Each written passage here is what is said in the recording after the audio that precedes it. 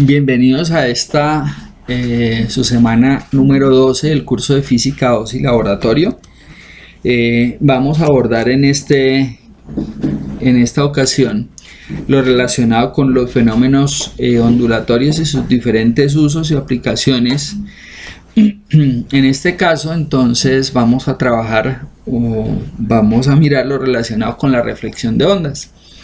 ¿A qué se denomina la reflexión de ondas?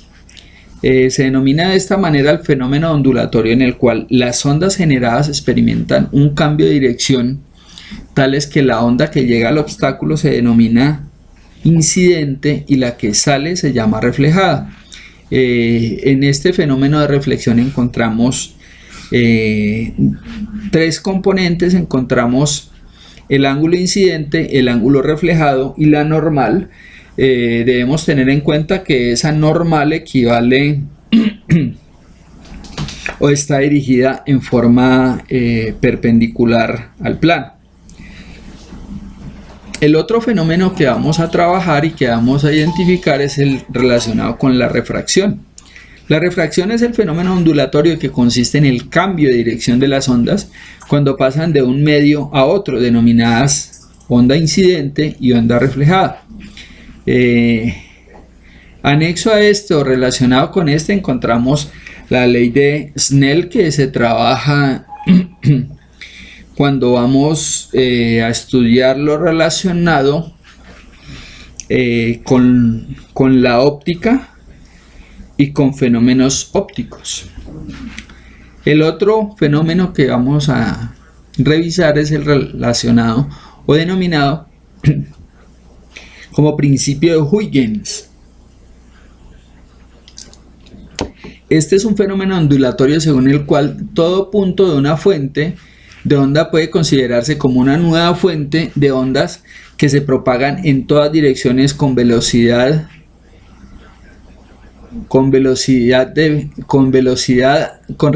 a la velocidad de propagación de las ondas. El principio de Huygens. Y a continuación entonces está el fenómeno de difracción. Es el fenómeno consistente en que una onda que se encuentra con un obstáculo, esta tiene la capacidad de bordearlo, tal que si estuviera bordeando o doblando la esquina. El último fenómeno que vamos a revisar en este caso tiene que ver con la interferencia. Es el fenómeno ondulatorio según el cual dos ondas que inciden se integran en una sola, generando una interferencia constructiva. De no integrarse se denominan interferencia destructiva. Aquí en esta imagen estamos ilustrando ese caso. Entonces, cuando se encuentran en fase, las ondas se convierten en una sola. Si no, las ondas, por eso se denomina interferencia destructiva, porque las ondas desaparecen o ya no se tienen en cuenta. Vamos a incursionar en lo relacionado con la conservación de la energía. Para eso entonces vamos a mirar ciertas características y ciertas aplicaciones de esta conservación de la energía. En este caso debemos reconocer primero que un sistema no aislado consiste en la interacción de la energía con otro sistema en un intervalo de tiempo. Como aplicaciones de este proceso encontramos las siguientes. Entonces está lo que tiene que ver con el trabajo, y el trabajo entonces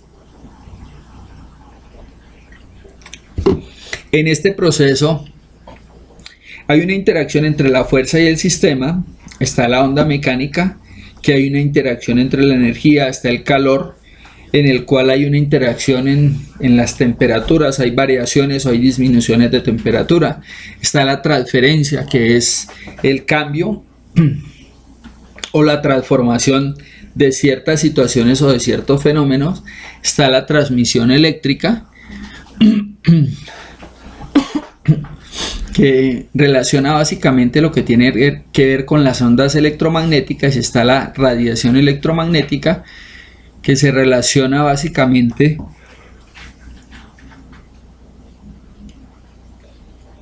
con la transferencia. Y esos en términos generales son las diferentes aplicaciones de la conservación de la energía. ¿A qué se refiere esta propiedad? La conservación de la energía nos establece lo siguiente: la cantidad total de energía en un sistema cambió solo es porque la energía cruzó la frontera del sistema mediante un mecanismo de transferencia, como alguno de los procesos anteriores que mencionamos. Por lo tanto, se cumple la siguiente condición: la conservación de la energía del sistema equivale a la sumatoria de los trabajos o de las energías. Vamos a ver algunas aplicaciones. Nos encontramos, por ejemplo, con un rifle que consiste en un resorte de constante desconocida. Cuando el rifle se comprime 0.127 metros, se dispara verticalmente. El rifle es capaz de lanzar un proyectil de 45 gramos a una altura máxima de 40 metros arriba de la posición cuando el proyectil deja el resorte. ¿Cuál será la constante del resorte y la rapidez vertical? Entonces, en este caso vamos a trabajar con esta expresión.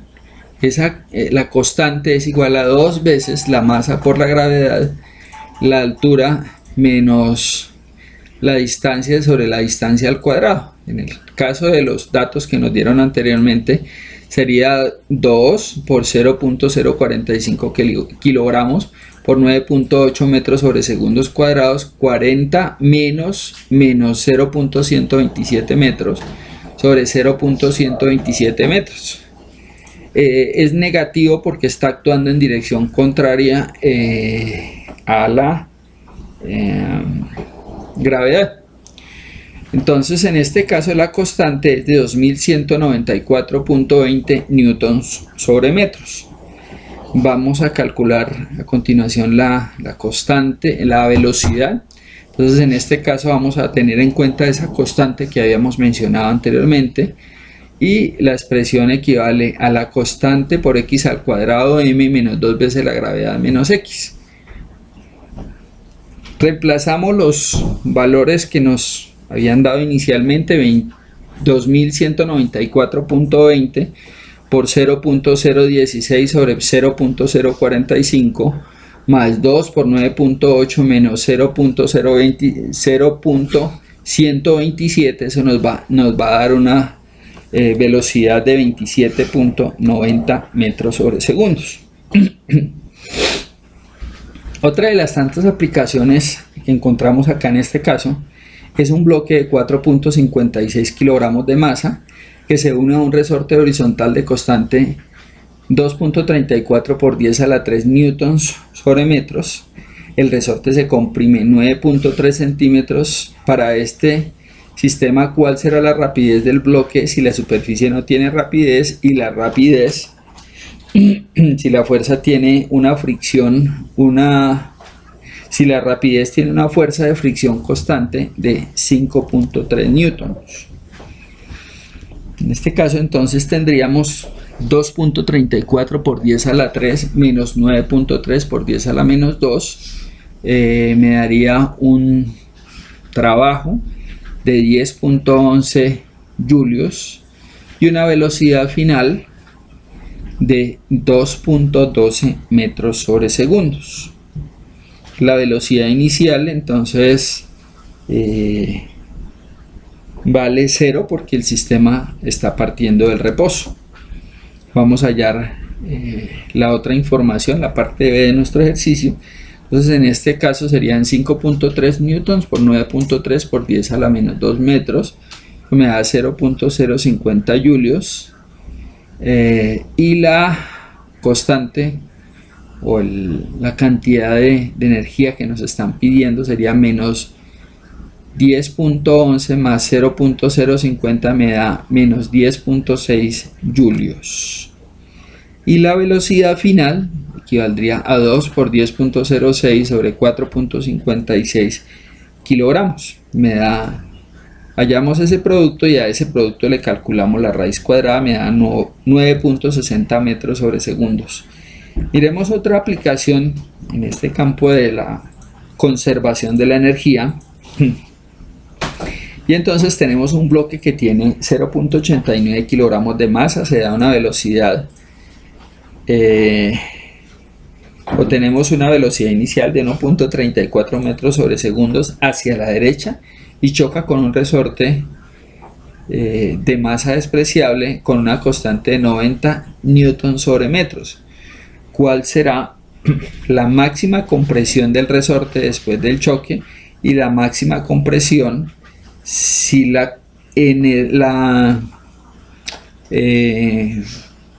si el coeficiente de la energía cinética es de 0.35 para una velocidad de choque de 2.34 metros sobre segundos? Acordémonos que la energía, la constante, el coeficiente cinético corresponde al coeficiente que tiene un cuerpo que se encuentra desplazándose. Vamos a calcular la distancia máxima que nos pedían allá en el sistema, que sería 0.89 por 1.34 sobre 90. Calculamos ese producto y a ese producto le calculamos la raíz cuadrada. La distancia máxima sería 0.1150 metros. Vamos a calcular la fuerza cinética, que sería la constante, que es 0.35 por 0.89 por 9.8, eso me da 3.5 newtons. La energía mecánica sería un medio de 90 xc al cuadrado menos un medio de 0.89 por 2.34, y vamos a relacionar esa fuerza cinética que habíamos calculado anteriormente, la tenemos en cuenta aquí. En este caso igualamos la ecuación que tenemos en la primera parte con ese menos 3.5 porque va en dirección contraria a la aceleración de gravedad. Reducimos los términos y nos encontramos con una ecuación cuadrática. Y para esta ecuación cuadrática entonces tomamos A igual a 45, B igual a 3.5 y C a 1.0413. Lo reemplazamos en esta expresión y nos dan dos raíces. Una primera raíz que es de 0.1182 metros y una segunda raíz de menos 0.196 metros. Pero en términos de movimientos y de procesos cinemáticos, nosotros en estos casos no vamos a tomar valores negativos, sino vamos a tomar valores positivos. Quiere decir que la distancia que nos estaban pidiendo es de 0.1182 metros. Bueno, miremos lo relacionado con la potencia. En este caso entonces la potencia corresponde a la relación que se establece entre el tiempo y la energía, tal que esa potencia va a ser la variación de la energía entre la variación del tiempo, y además la potencia promedio en un intervalo de tiempo es igual a la potencia promedio es el trabajo realizado en la unidad de tiempo. ¿Cuáles son las unidades para esta potencia? Las unidades de esta potencia corresponden a los watts, que son julios sobre segundos.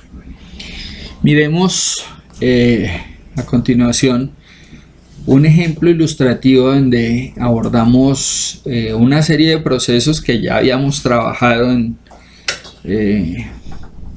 clases anteriores y en semanas anteriores, y dice lo siguiente: un ascensor tiene una masa de 1456 kilogramos, transporta pasajeros con una masa combinada de 550 kilogramos, una fuerza de fricción constante de 4560 newtons. ¿Cuál es la potencia para levantar el elevador con una rapidez constante de 4.5 metros sobre segundos cuadrados y una potencia? ¿Y qué potencia debe entregar el motor para proporcionar una aceleración esencial de 1 metro sobre segundo cuadrado? Para la primera parte entonces vamos a trabajar con 4560 más 550 por 9.8 me da 1950 newtons. ¿Por qué estamos incorporando la gravedad? Porque estamos trabajando, o se supone que estamos haciendo un proceso ascensial. El elevador está ascendiendo. En este caso entonces tendríamos una primera potencia que es de 9950 newtons por 4.5 metros sobre segundos cuadrados, me da 44.775 watts. Vamos a hallar el otro trabajo desarrollado, que el otro trabajo desarrollado sería la masa por la aceleración más la gravedad más la fuerza. Entonces tendría 550 kilogramos por 1 más 9.8 más 4560 me da 10.500 newtons. Calculemos la potencia. Esa potencia entonces es el trabajo anterior, que serían 10.500 por 4.5, me da 47.250 watts, que esa es la potencia que se necesita para que el elevador tenga la capacidad de subir a las dos personas que están dentro de él. Vamos a mirar otro componente importante cuando estamos trabajando este tipo de procesos, y es lo que tiene que ver con una función de onda. La función de onda lo que hace básicamente es describir la forma que tiene la onda en un momento instantáneo, en un punto específico. Está relacionada con el medio de propagación y tiene que darse en términos de una información completa. En este caso entonces y es igual a coseno de 2pi lambda x menos la velocidad por el tiempo. Vamos a mirar cómo se obtiene esa ecuación en este caso. Entonces el extremo libre produce un movimiento armónico simple. La dirección de una cuerda tiene una amplitud de 0.45 metros, una frecuencia de 7 Hz. La onda se propaga con una velocidad de 67 metros sobre segundos, y con base en esta información debemos diseñar la ecuación de la onda. Necesitamos el periodo. Acordémonos que el periodo es igual a 1 sobre la frecuencia. Entonces sería 1 dividido entre 7, me daría 0.142. Vamos a hallar lambda. Lambda sería 67 sobre 7. Acordémonos que lambda es la velocidad sobre la frecuencia, me daría 9.60 metros. Vamos a hallar la constante. Para esa constante entonces trabajamos con 2pi sobre lambda. Entonces serían 2pi me da 2 por 3.14 me da 6.28, dividido entre 9.60 me da 0.65 metros a la menos 1. Vamos a hallar W, que sería 6.28 entre 0.142, que es el periodo. Eso me da 44.22 segundos. Y con esta información vamos a generar la ecuación. La ecuación entonces tiene la siguiente estructura: y es igual a coseno de k por x menos w por t. Entonces en este caso la ecuación que nos estaban pidiendo, y sería igual a 0.45 por coseno de 0.65x menos 44.22t, y esa era la ecuación pedida.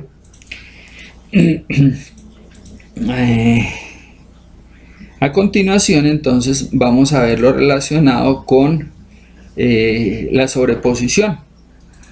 Dos o más ondas que se mueven a través del medio, el valor resultante de la función de onda en cualquier punto es la suma algebraica de los valores de funciones de onda en las ondas individuales, tal como se muestra aquí en la figura. Entonces vamos a tener dos fenómenos y esos dos fenómenos o esas dos ondas se van a sumar en el espacio de tal manera de que la amplitud de una se adiciona con la amplitud de la otra onda. Vamos a mirar lo relacionado con la interferencia de ondas. Para eso entonces debemos tener en cuenta que el sonido es una onda mecánica, y dentro de ella entonces debemos el objetivo de estas ondas mecánicas es alcanzar un receptor R tal que puedan viajar a lo largo de las trayectorias, que esta distancia se conoce como la longitud de la trayectoria. Aquí vamos a tener dos elementos. Va a haber R1, que es la longitud de la trayectoria inferior, y va a haber un R2, que es la longitud de la trayectoria superior. Claro está que esta longitud de la trayectoria superior se puede variar haciendo unos ajustes en el sistema que tenemos ahí ilustrado. Vamos a ver cómo funciona para este caso lo relacionado con el viaje y el desplazamiento de las ondas. Entonces tenemos dos bobinas separadas 9.5 metros, son accionadas por un mismo oscilador. Se escucha originalmente en un punto ubicado a 14.60 metros del centro de la línea. Se conectan las dos bocinas, luego el escucha se mueve al punto P, que está a una distancia perpendicular de 0.670 metros de O, y experimenta el primer mínimo en la intensidad. ¿Cuál será la frecuencia del oscilador? Esta es la situación que se ilustra. Vamos a calcular los radios que corresponden a las distancias dentro de ellos. Serían 14.60 al cuadrado más 5.7 al cuadrado. Sumamos esas dos cantidades y le sacamos raíz cuadrada. 14.60 al cuadrado más 7.4 metros al cuadrado me daría 16.4, y el anterior me daría 15.60. Hallamos la diferencia entre esos dos valores anteriores para hallar lambda. Lambda es igual al radio 2 menos el radio 1, me daría 0.70 metros. Y para el siguiente paso entonces vamos a tener en cuenta que la velocidad del sonido en el aire es de 343 metros sobre segundos. 343 metros sobre segundos dividido entre 0.70, que es lambda, me da 470 Hz, que era la frecuencia que nos estaban pidiendo. Vamos a ver a continuación otro componente importante, lo que tiene que ver con las ondas estacionarias. Las ondas sonoras pueden viajar a través del espacio en distintas direcciones opuestas en el mismo medio, cumpliendo con esta ecuación: Y es igual a 2 veces la amplitud seno de K por X coseno de W por T. Lo anterior corresponde a un patrón de oscilación con un contorno estacionario generado por la superposición de dos ondas que son idénticas y que transportan la misma cantidad de energía. Miremos cómo se genera este tipo de ondas. Por ejemplo, en una cuerda dice lo siguiente: la cuerda de un instrumento tiene una frecuencia de 2.45 Hz, una amplitud de 0.89 metros. Si esta tiene una constante de 5.56 newton sobre metros, en un tiempo de 7.57 segundos y se desplaza 0.234 metros, ¿cuál será la ecuación para esta onda estacionaria? Debemos calcular el periodo, que sería 1 dividido en 2.45 Hz, me da 0.41 segundos. W, que sería 628 en 0.41, me daría 15.31. Y vamos a generar la ecuación. Entonces sería 2 por 0.89 seno de 556 por 0.234 coseno de 15.31 por 7.57.